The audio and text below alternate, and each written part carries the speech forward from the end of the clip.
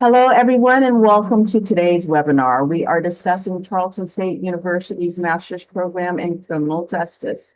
I'm pleased to be joined today by two faculty members from the program.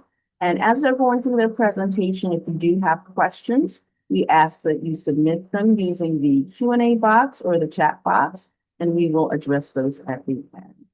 But for now, I will just turn things over to our faculty members. Hi, everybody. My name is Dr. Stan Karachenko. I'm a criminal justice assistant professor, and I'm the track coordinator, program coordinator for the M.C.J program. Casey? Hello, my name is Dr. Casey Heath. I'm sorry I'm in my car. I'm coming to you from McAllen. I'm at a conference down here for TCOL, but I am an assistant professional track professor with Tarleton State University Criminal Justice Department. And I've been here for over 10 years for teaching, but with university for over 15 years. And I've been here only since 2021, so it's my, fifth year at this institution. So today, the purpose of this presentation is to give you a clearer picture of the M.C.J program, how it's structured, how it fits different career goals, and exactly how you could apply for this program for the fall semester. You can think about all the questions that you may have as I present, and then at the end we will have some time to ask questions, and then I will answer them to the best of my ability. So hopefully by the end of this presentation, you will have an idea of which track within this M.C.J program you would like to pursue, which electives you're interested in, and if you're interested in a certificate program as part of your master's program journey, then which certificate you would like to be a part of, and which courses you need to take in order for you to be able to earn that certificate. First, we should overview the program requirements. So admission generally is very straightforward. So there is a $50 application fee. Everything is done through a platform called, I believe it's called Texan Apply or something like that. There is no GRE requirement. You need a minimum of 2.5 GPA cumulative or in the over the last 60 credit hours. You'll need 2 academic or professional letters of recommendation and potentially a short phone interview with the program coordinator or me. You can begin the program in the fall, spring, or summer semester. If you're a Tarleton undergraduate, then there may be an accelerated admission process, so you may have received an email with instructions on how to apply or some accelerated admission notification already. We have, for the M.C.J program, we have a single learning format, and that's something we consider our flexibility, our major advantage and major strength of this program being the flexibility. So the program is fully online, so there is nothing that is face-to-face at this time. We are thinking about potentially adding the face-to-face component in the future, but for now, it's just the online mode. So everything is done through Canvas remotely. There are 2 tracks that we have in this M.C.J program. One is non-thesis, and the other one is the thesis track. The non-thesis track requires 30 credit hours of coursework. All of them are online again, and it requires a completion of a writing intensive capstone course. And that course also counts as an elective. So if you're thinking about pursuing this M.C.J program for the purposes of being a criminal justice practitioner, so advanced level of a practitioner, then this is likely the track for you. And the more of a research track is called the thesis track, and that one requires 36 credit hours of work, and part of the 36 hours is the 6 thesis hours. So 6 thesis hours, they have to be taken over the course of 2 semesters, and you will need to have a faculty supervisor who will supervise your research work. You'll have to have a thesis committee who will help you prepare and defend your thesis at the end. So this track, the thesis track, is most suitable for those who consider a research career, so something like maybe a PhD degree, maybe just a research practitioner type of a role, maybe a data analyst type of a role somewhere working for the government or in private sector. But whether you choose one track or the other, there will always be 18 core courses, 18 credit hours of core courses. And those core classes, they're designed to give you a general idea about the criminal justice system at this more advanced level compared to an undergraduate program, and kind of like prepare the foundation for whether you go the practitioner route or the research route. And then on top of that, there will be a variety of elective courses. Our faculty teaching in the master's program, we have a very, very diverse set of faculty members, ranging from those who are criminal justice law enforcement practitioners for a major part of their career, and all the way to scholars who are recognized at the international level, including several Fulbright specialists who are internationally recognized for their contributions to science, social science, through research. We have faculty who have received major federal and international grants as well. And I think the beauty of this program is that in this specific program, I mean, in our department, criminal justice department, we are regarded within the state of Texas as a very practitioner-friendly program. So we have very close relationships with practitioners, with policing agencies, with correctional agencies, and that allows us to first attract diverse students, including practitioners, professionals from those areas, so somebody who is already within the criminal justice field, to recruit faculty members, to be able to teach very comprehensive and very contemporary courses within this program. And it also allows us to open up doors for a collaboration on research and internships with those practitioners. So that's, I think, a very big advantage of our program here. So now let's move to the core curriculum, the 18 credit hours, as I discussed previously, of core curriculum. They consist of the following courses. You can see them on your screen. So it's the C.J. Criminal Justice Systems, the Foundations of Criminological Theory, Applied Research Design, Applied Data Analysis, Legal Aspects of Criminal Justice Management, and one of the following two. So it's either Management of C.J. Personnel or Advanced Criminal Justice and Criminal Justice Ethics. In addition to the core courses, we have, in addition to the general core courses, we have some track-specific core courses as well. So for non-thesis students, it's the capstone class. It's a writing intensive course where you have to complete a project. So for the duration of the semester, you're working on completing a major milestone that you submit by the end of the semester as your capstone project. And for the thesis or research track, you're working on the class that's called thesis, and you work on that class for 2 semesters at least, completing a major research project, which usually is more suitable for something like writing a report for the purposes of like academic research or practitioner-oriented, but more deeper into the research and data analysis part of a paper compared to the capstone project. A major professor, I will note, needs to be selected for thesis track students by the end of the 2nd semester. And generally, we recommend students to complete most core classes as early as possible within this master's program journey. So usually within the first few semesters.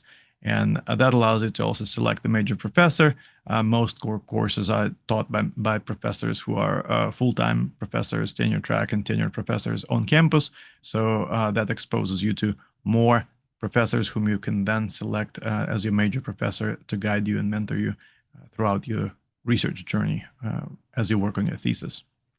Now, electives, we have 12 credit hours of electives that you can choose from. So usually it's 4 classes, and we have a variety of courses here. So depending on your interest, you can enroll into classes in policing, in courts, in juvenile justice, corrections, victimology, criminology, grant writing, cybersecurity, crime mapping, crime analysis, and so forth, including homeland security and even teaching.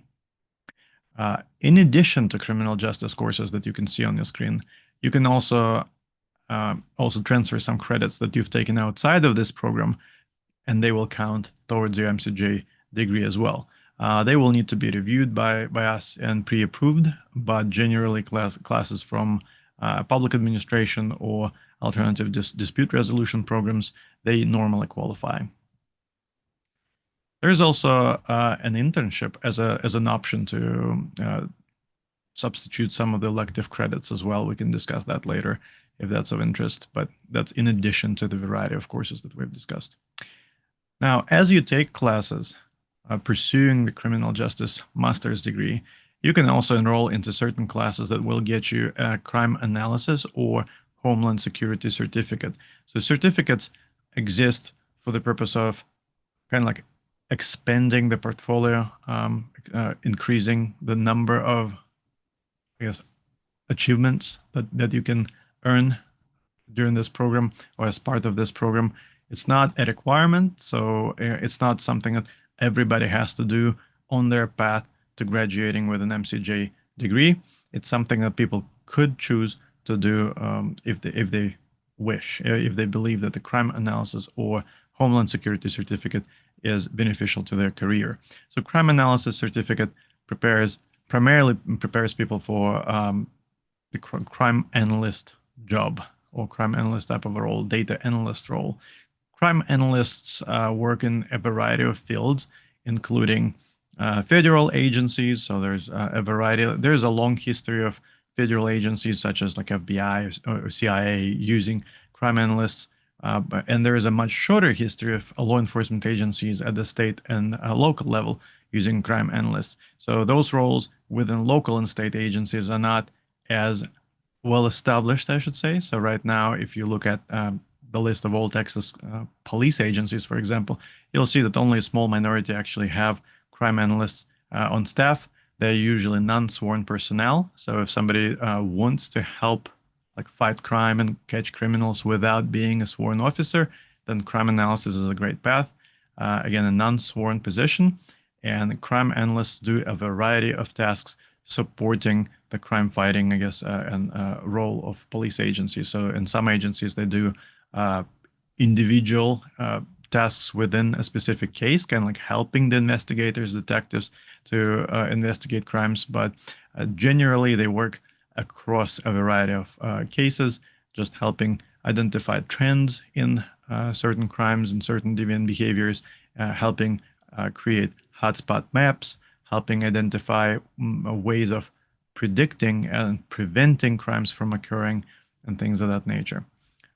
Their duties really vary depending on the agency and depending on the type of a role. But we have a crime analysis certificate that's designed as kind of like step one in making one a crime analyst. So if a person wants to become a crime analyst, then this certificate gives the basic set of tools to get on that path towards becoming a very successful crime analyst. And then it's a lifelong journey where there is a lot of professional development that's required to be a very successful crime analyst. We also partner with TexLean. TexLean is a Texas network of law enforcement analysts. It's the Texas branch of IACA, the International Association of Crime Analysts. So we partner with a professional association of crime analysts in Texas, which again gives us unprecedented opportunities for our students to both be exposed to crime analysis and to get internships and to go to conferences and see presentations and maybe even give presentations when they get closer to graduation about crime analysis. So that's something that some students may consider as part of their M.C.J. degree. Now, the coursework for the crime analysis certificate includes applied data analysis course. That's a core course anyway, and research design, that's the second course. Again, it's a core course, so everybody has to take those two, and then 2 extra elective courses that are required for you to be able to earn that certificate in crime analysis include crime mapping and crime analysis. So again, those courses have basic steps that one needs to complete in order to get on that path towards becoming a successful crime analyst. That's not a complete solution. It's not like by completing this certificate, one will be a very advanced crime analyst. It's only the beginning. And then hopefully in the future, we will also have the second phase of that professional development for those who are already existing crime analysts, for them to be to go through professional development and earn a stage 2 certificate that helps those who already have some experience with crime analysis to advance and to earn some credential as part of that. So now the second certificate that we have is Homeland Security certificate. That's mostly for those who are interested in a Homeland Security mission. So whether that's working for federal, state agencies whose goals are related to defending the homeland effectively. And there is a variety of agencies that you could work for with that certificate. DHS, FEMA, TSA, USCIS, Coast Guard, CBP, ICE, and so forth. This certificate program requires such courses as terrorism and homeland security, as well as 2 additional electives from the list of global cybersecurity, special topics in homeland security, intersection of domestic and military policing, as well as transnational trafficking. And you can also read more on both of these certificates in the handbook for the M.C.J. program. So I think to summarize everything, I'll just say that this program is fully online, so it's very flexible. It's created in such a way, designed in such a way to help everybody complete the program, whether they live close to campus or far away from campus, whether they work full-time, whether they work part-time, whether they're temporarily unemployed, to be able to earn the degree and to also be able to set yourself for success in a specific niche within your career, whether it's for practitioners, whether it's for those who are focused more on research. It also gives you an opportunity to complete certificates on the go as you progress towards your M.C.J. Graduation. In order for you to apply, you'll need to complete an Apply Texas, that's the name of the portal, application, pay the $50 application fee, submit your transcripts, your letters of recommendation, complete your phone interview. If you're an international student, I should note that you'll need to do some credential evaluation as well. Again, we can talk about that separately. To be able, once you're admitted, to be able to successfully maintain your full-time enrollment, you'll need to be enrolled in 9 credit hours per semester in fall and spring, so each long semester, and at least 6 credit hours in the summer. And I think this is it, really. So I think we'll just sum it up by saying that if you have any other additional questions, obviously feel free to ask them now, or if you forget to ask something and then at some point later you want to ask the question, just feel free to reach out to those 2 people whom you're seeing on the screen. So either myself, Dr. Stan Kurachenko, the program coordinator for the M.C.J. program, or Ms. Tamara Percival, and she is our program administrator. So to our live audience members, we're now open for your questions. Please submit those in the Q&A box or the chat box. We will handle those shortly. And while we're waiting for those to come in, I do have a few questions of my own to ask. Starting with, who is the ideal student for this program? What academic background are they coming from? Do you have to have been a criminal justice major for your bachelor's degree in order to enroll for this program? And are your students, say, all coming from law enforcement? They do not have to be a criminal justice major at the undergraduate level. They just need to complete general education credit, so there are certain requirements there, but in general, they just need to have an objective of working within the field of criminal justice, whether that's for public agencies or private companies, but the goal should be to be within the criminal justice system. That's how I would put it. And Casey, feel free to certainly chime in and add to this. Sure, absolutely. So we have a diversity of backgrounds coming into our master's program, and it's not all just criminal justice students. So I've had some from social work, sociology, criminal justice, of course, and that tends to be the primary driver is the CJ. However, if you're not CJ background, that's okay. We have the program is built specifically to assist those that may not have such a strong CJ background. And as far as people actually coming into the program, we do have a lot of police officers that coming to the program, but it's not, again, strictly just policing. We have a large variety of people from different backgrounds and different job aspirations to go into the program. I've had several in the past to look at the crime analyst certificate because they were interested in that particular field. So yeah, there's just a whole mix of opportunities and people that are in our program. Speaking of certificates, a question that I often get asked when I'm out and about, prospective students, is about whether or not the certificates can be standalone. Could someone come and just get the crime analysis certificate without completing the full master's degree? Is that an option? I'll say it is an option. Yes, it's not a requirement. That's very nice. We've got a question from the viewer here asking, what's the difference between a bachelor's level crime analysis certificate and a master's level certificate? I'm honestly not even sure if we have an undergraduate level crime analysis certificate. So I'll just say, if Casey has any information on that, then certainly feel free to chime in, but I'm not aware of that. Yes, we do have an undergraduate crime analysis certificate. So what this one does is it builds up on that certificate. So the undergrad one is more of a basic, and then the master's level, it's more of an intermediate. So it's building up on that level. However, you can, without having a background in a crime analysis, start at the master's level as well. But if you have an undergrad, of course, that, just makes you more of a stronger candidate. Plus, it does add to the resume as well that you can show that you've had the undergraduate certificate and the graduate level certificate, and both of them can be standalone. The difference between a standalone certificate and receiving college credit, it's going to be a transcripting issue. So if somebody were to just do the undergrad or the graduate crime analysis certificate and not participate in any other coursework, if they ever decided they wish to go back and earn their degree, those courses wouldn't possibly necessarily count towards their academic work.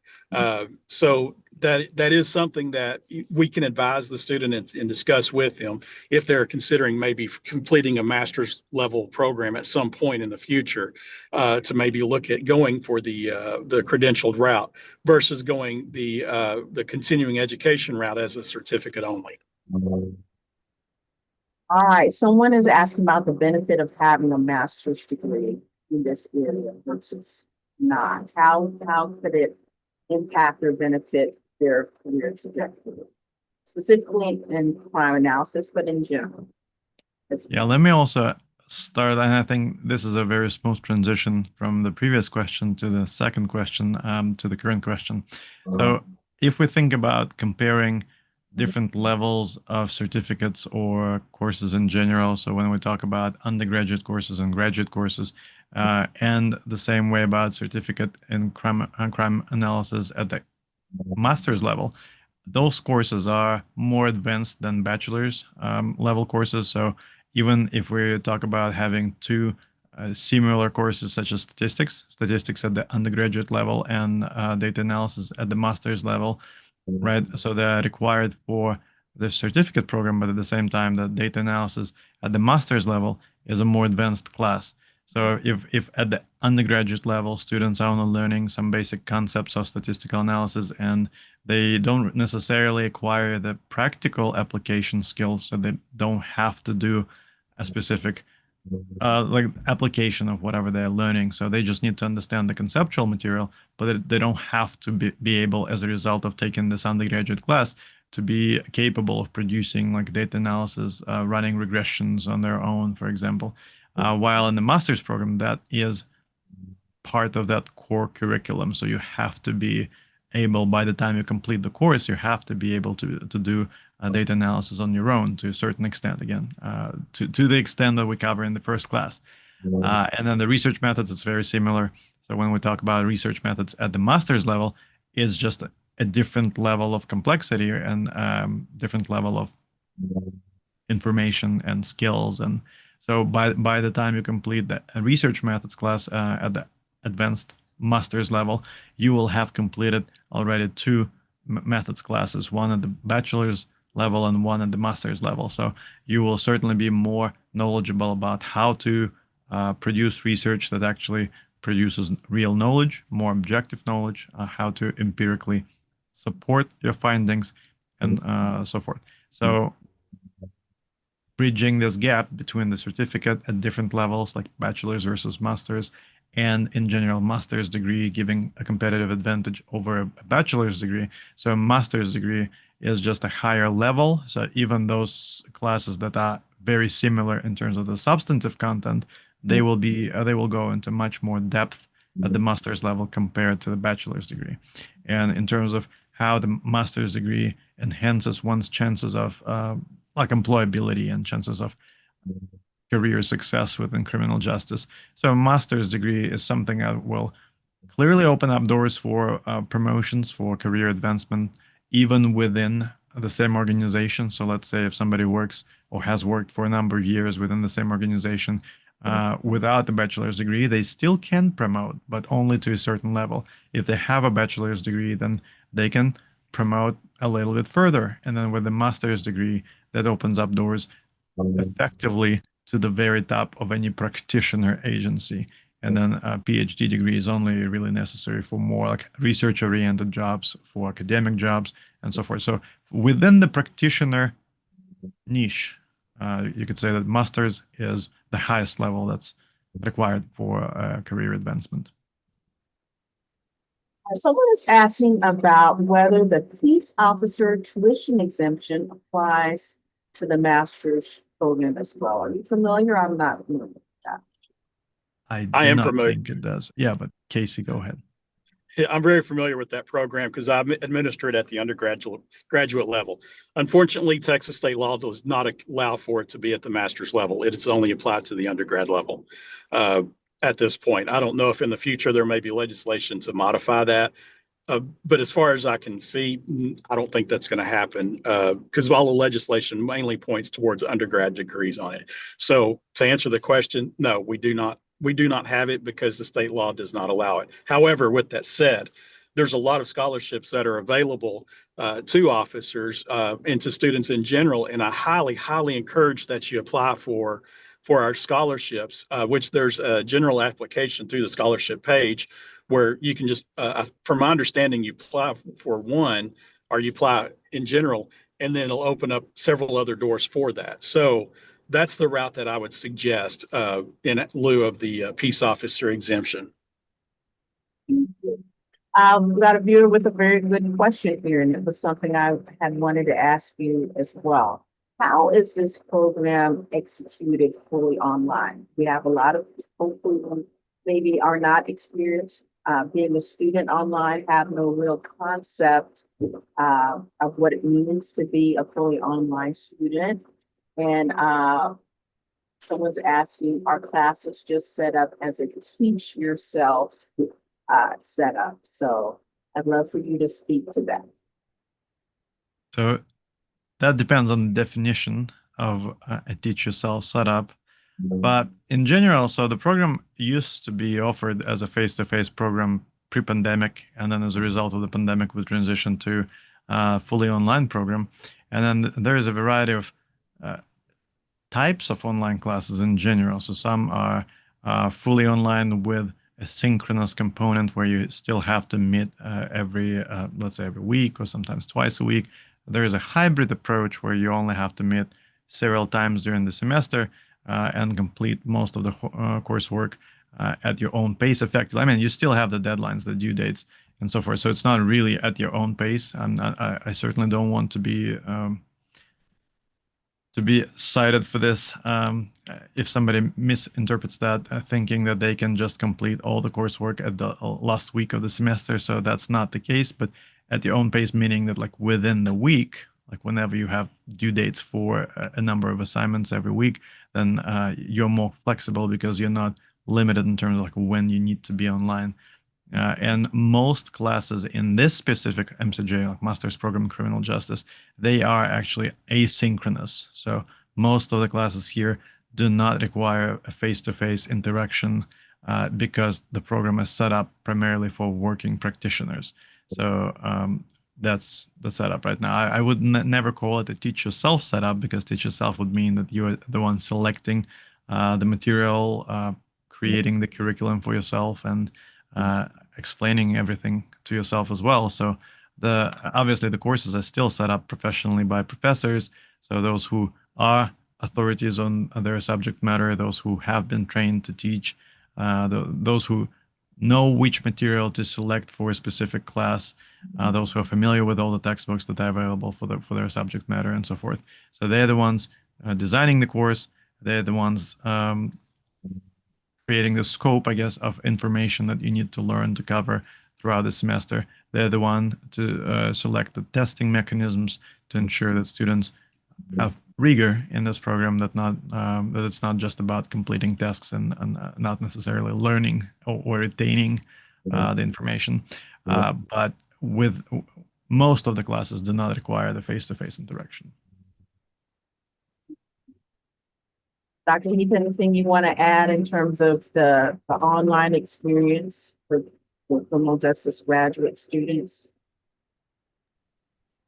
Sure. Matter of fact, I was talking to a former student this morning at the TCO conference, and she came up to me and she's like, "Wow, that was a lot different than what I expected." And what she was referring to was just how involved the classes are with the readings, with the advanced level of understanding and critical thinking. So yeah, I hear the teacher self concept a lot, especially with online classes, and I agree with Dr. Korchenko. Teach yourself would be where you're going on to reading a book from something that you selected, and then just only taking that authority, where we're challenging students to maybe look at both sides of the issue, or presenting evidence that may be available in that particular field. And of course, each instructor is going to have a different format that they're going to present their material. Some may have more hands-on involvement, some may not. But again, the challenge of using online courses, but you don't have that professor standing up in front of the classroom providing a lecture. Some may do an online video format. Some may, just do the interaction where it's just written down. So it's a variety of issues and offerings that we have. And I'll add just a little bit to that as well. Even when there are no synchronous face-to-face sessions, class sessions every week, then there will still be, again, for some professors who prefer more interactive type of work, then there will be videos posted by the professor explaining the material. So I wouldn't say that there's that the classes are lacking the lecture component. Again, that depends on the approach that the instructor takes, but generally I aim for providing at least some sort of a lecture via videos. I try not to have the videos like 45-minute long or 2-hour long. I'm trying to have them relatively concise, but still to cover the material in a similar fashion. So those who do not have the ability to attend the class in person, because this is a fully online program, they will still have the ability to have that lecture type experience.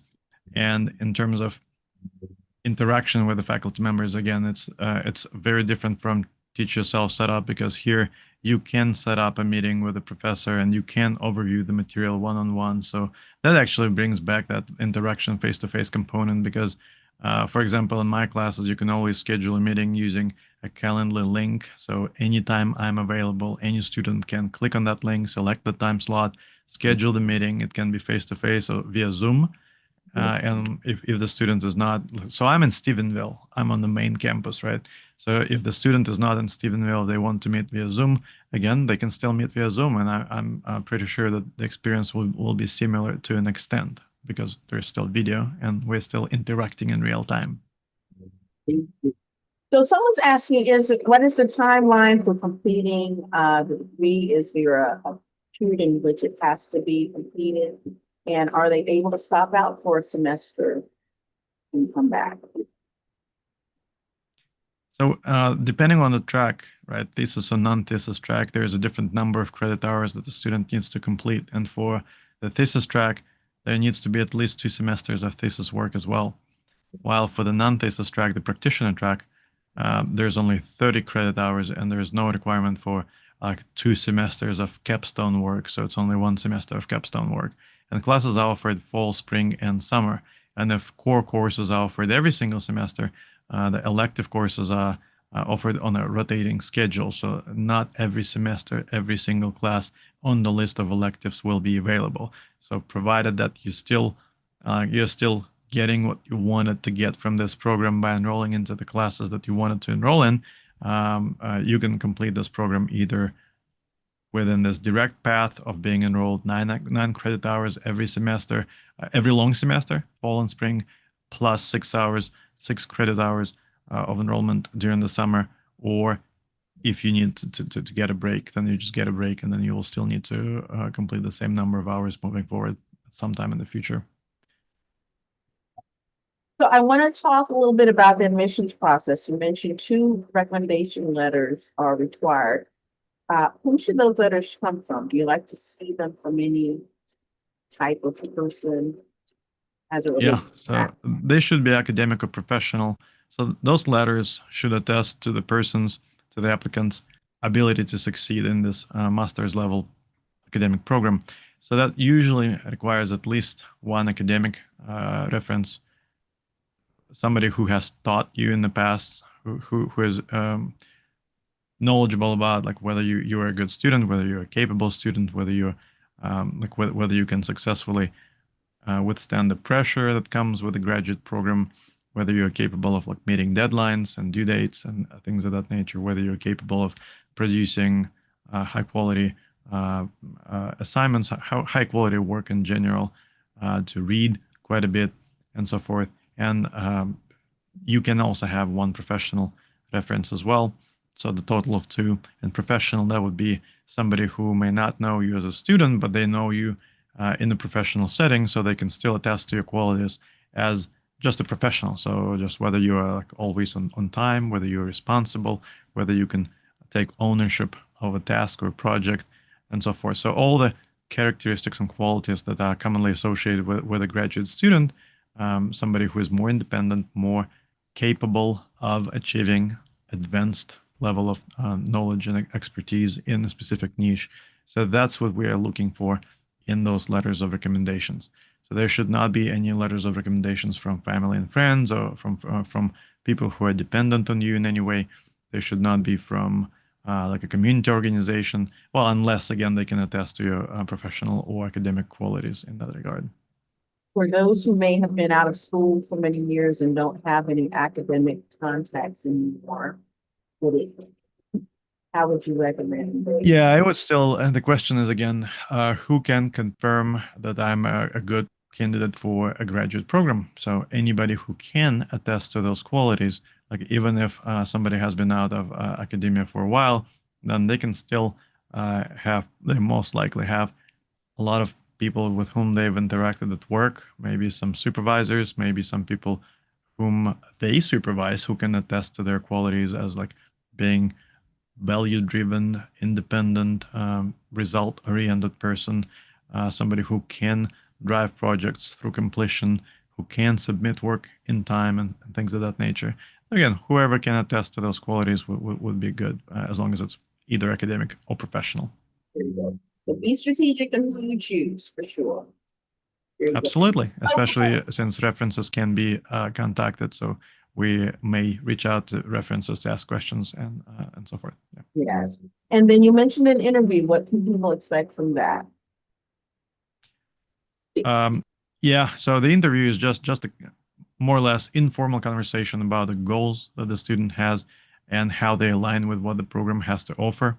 So we need to ensure that there is a good fit between the program and the student, just to make sure that we don't have a situation where a student pursues this program thinking that it would help them in their career, when in reality it's not really relevant to that field. So we just want to make sure that the fit is there, that whatever the student is getting from this program is actually something that's helpful for them to achieve whatever objectives they're setting to achieve. I just want to clarify something that was said earlier in terms of the graduate admissions application for Tarleton. For many years, we did accept applications through Apply Texas, now known as goapplytexas.org.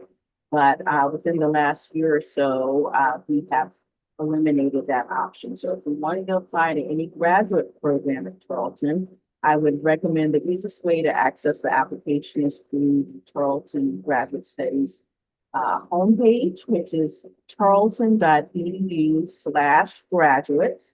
And at the top of that page, you'll see an apply now link. It'll take you directly to the application. So, which we look forward to receiving. So I want to end, we're getting close to the hour mark. I want to end by having either or both of you speak to some success stories. But how have you seen people leverage the M.C.J. degree to advance themselves? I guess I'll start, and I'm pretty sure that Casey has a lot more stories due to being here with Tarleton for much longer.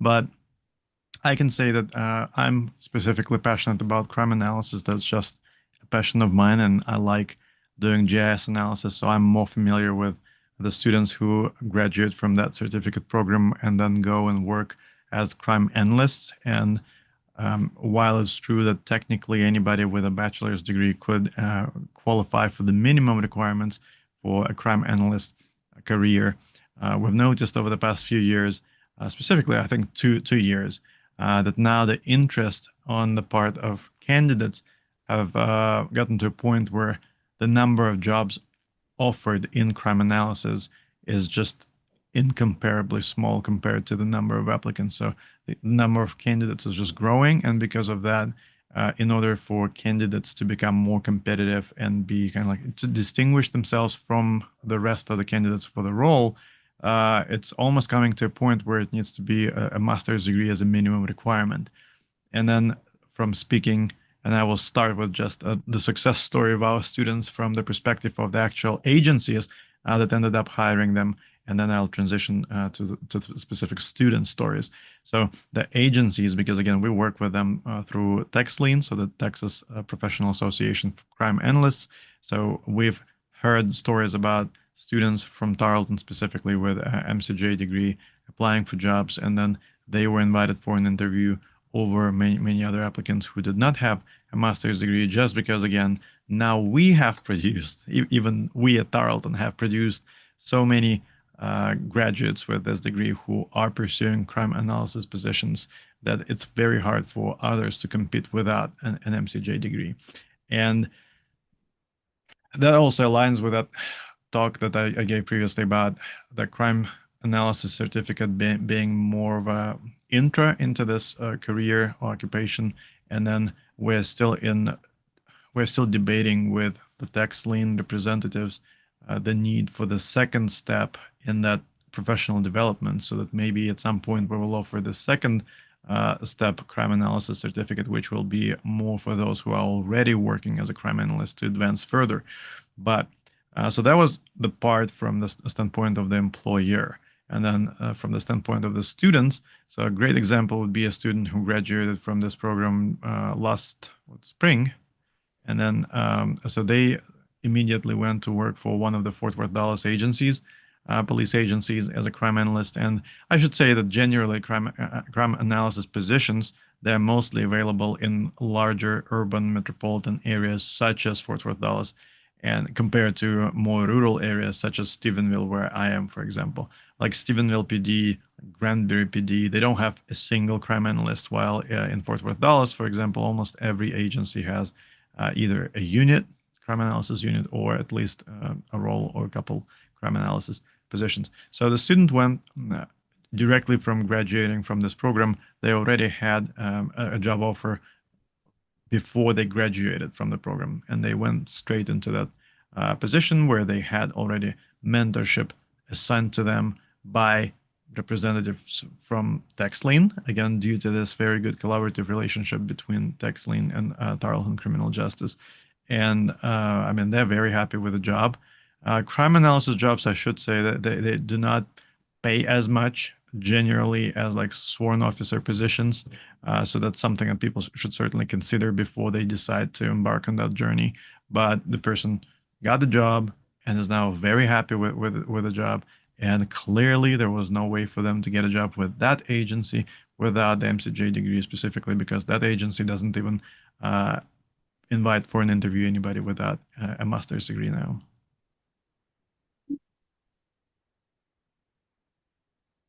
And Casey, I'm pretty sure that you will have a variety of stories of this nature. I do. I don't even know where to begin with it. So most of the people that follow me are typically in policing, as my background is in policing as well. And what I've seen over the years in working with master students, a lot of them are looking at promoting up to a chief position, and especially in more larger agencies. Matter of fact, in our program right now, I think we have we have 4 or 5 current chiefs of police, and then we have about 4 or 5, maybe 6 that are prospective, trying to get positions to become a chief. So that's where I've seen a lot of the success stories, is to get to that upper administration level, into the policing field, to get to the chief positions. So yeah, I think the master's degree has certainly a lot of applicability by having it. In addition to that, I also talked to a lot of people who earn the master's degree simply because they love teaching. They're so passionate about sharing what their experiences are from working in the field for a number of years. They want to teach undergraduate students, and that's how I got my start. So I started off as a police officer for a number of years. I earned my bachelor's and my master's through Tarleton. And then I went on to earn my PhD through University of Texas at Arlington in public administration. So I'm kind of one of the rare ones. There's not that many certified police officers out there that have a doctoral degree, and I believe there's a huge need for that. So, by going into the master's program, I would strongly encourage students to even start considering looking at maybe a PhD, because there is a need for the practitioner in the academic fields, because there's just so many things that we see differently than what the academic world may see. And so I think it works very good together by having those two fields. And I think that's one of the big strengths that our program brings, is we do have that strong practitioner and a strong academic field that work hand to hand on delivering information to students. Very good. This has been so insightful. I thank you both for walking us through this overview of the Masters of Criminal Justice program. To our live audience members, thank you for your presence and your questions. I want to remind you that the recording of this webinar will be available to review on demand on the College of Graduate Studies YouTube channel. So please feel free to go back and rewatch if you need to. And we also invite you to share it with others who might be interested in the program as well. So with that, I think we can end our webinar right at the 1 hour mark. And thanks everyone for your time. So, thank you, everybody. Thank you. here.